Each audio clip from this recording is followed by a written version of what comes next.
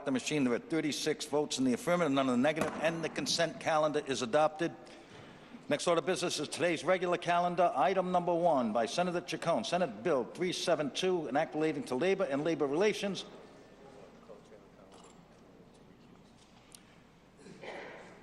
Relating to municipal police contracts. Senator Conley moves to recuse himself from this particular issue. Senator Chacon.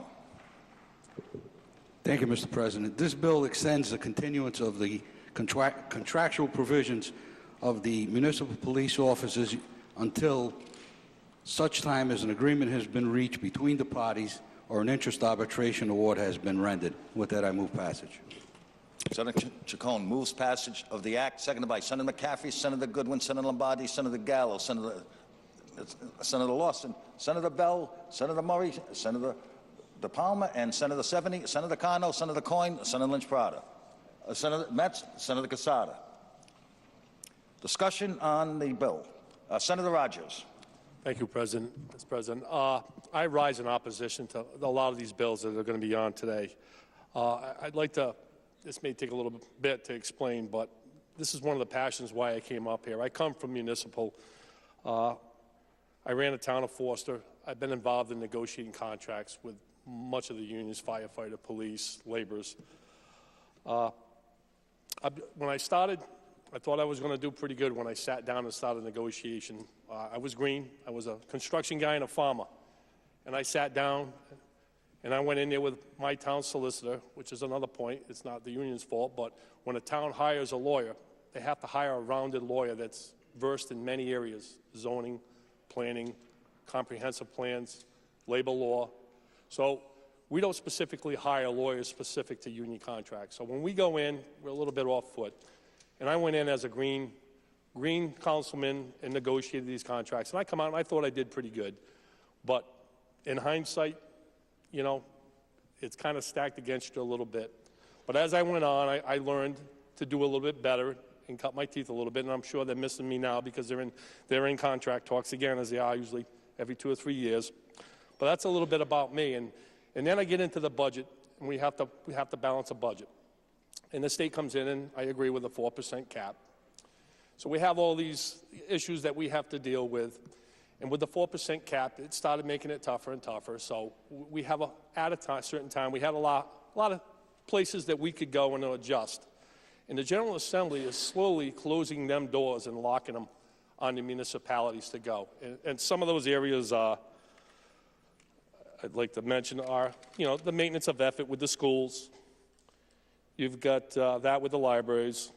You've got binding arbitration with the unions. You got the Department of Ride with the schools, not going below zero. And then we start falling behind, and we start digging into our capital funds, which should be going to repair our roads and fix our schools and buy our police cruisers and buy our fire trucks. But we start shifting away from that to start putting in an operating stuff. And then the General Assembly says, well, you're not fixing your schools. So we're going to mandate that you put 3% of capital to repair your schools. Well, that shifts and tells us how to spend our money, and rightly so. But there was a reason why a lot of these communities weren't doing it. The monies were going other places. So they slammed that door and they shut it. Then they have the Department of Ride with the funding formula. And some cities and towns will lose 1% to 2% sometimes of their revenue being shifted to other communities. And remember, we're still within the 4% cap of spending. And these are revenues that are being lost that have to be made up somewhere else. So what's next? We're going to mandate that fire trucks need to be, because our communities and our workers are complaining the trucks aren't safe. So what's next? We're going to mandate that we can't have old trucks and they have to be a certain year, and we're going to shut that door. It's just getting tougher and tougher. So I've sat there and I've negotiated, and sometimes you have to use, both sides use leverage, and they throw things out as leverage points. And it's clear if you look at the recent study by Freedom and Prosperity that the scales are already weighted against the taxpayers. They truly are. I mean, and it shows it right here. So we keep shutting all these doors for you municipalities, and I can't understand why we want to get involved in it, because if a municipality goes bankrupt, it may not be any reason for one or two bills that we're passing here today. But collectively, when you shut all those doors and it doesn't give the municipality to operate, the last door that's left is the bankruptcy door. And why this General Assembly, again, one bill may not cause a bankruptcy, but collectively, death by 100 slashes is still death. So when they go out that last door that's left open and they're shutting the lights off, that thing is going to get pointed up here. And we're going to get blamed for it, and I'm going to get blamed for it. So I can't support these bills as they are. I think your protections are in the municipalities, and I think they should have the right to set their destiny, and they be responsible for their successes or their failures. By doing this, you're allowing them to point to us and say, you're the reason why. So there's many bills on today that I come from the municipality that I cannot support. And it's not that I'm anti-union. I've been a volunteer firefighter coming up on almost 40 years. I'm proud to say I've mentored many young volunteer firefighters that I see working in our community today. And when I have a fire, it was one the other day, and I look over my shoulder, I'm proud to say I want that guy coming in with me because I know he can handle the job and he knows what he's doing.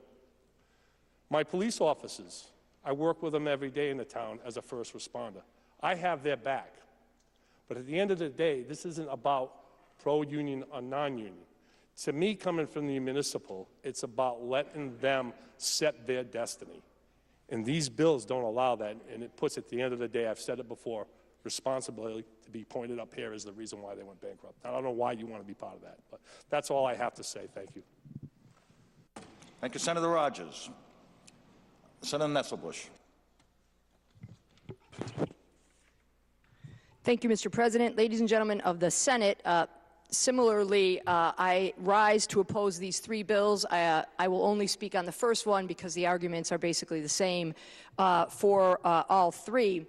But I rise in opposition to these bills. But, you know, I want to begin by saying that I want our treasured public sector union employees to have their current benefits every single year or better, but only if the cities and towns can actually afford them. You know, I noticed that as I deliberated on this bill, I come to the point of saying that we are elected by the people and for the people, not only elected by our union friends. And I cannot in good conscience support every bill that favors unions just because, in general, I consider myself pro-union. I want everyone to have good wages and good benefits. But I think that while we have to think of our wonderful treasured public sector employees, we also have to think of our taxpayers. And I hear almost every day how Rhode Island has one of the highest property tax burdens in our country, so much so that it affects our state's ability to